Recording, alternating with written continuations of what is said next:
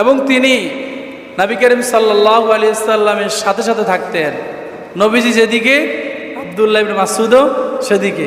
এক মুহূর্তের জন্য তিনি নবীজির পিছু ছাড়তেন না।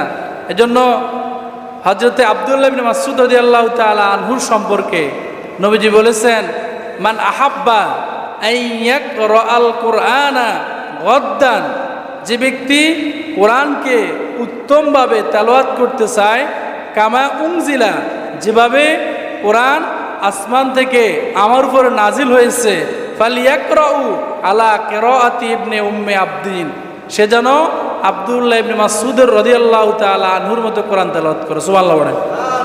এবং তিনিও বলেছেন, কোরআনের এমন কোনো আয়াত নাই, কোরআনে ৬,২৩৬টি আয়াত, অন্য বর্ণনায় ৬,৬৬৬ আয়াত।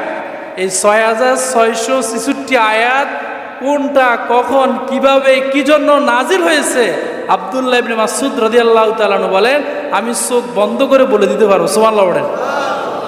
কেমন কোরআন নিয়ে গবেষণা ছিল তাদের। আর আমরা এখন সূরা ফাতিহাও শুদ্ধ করে পড়তে, সূরা ফাতিহার অর্থ জিজ্ঞেস করলে তো একবারে কেউ পারবে না।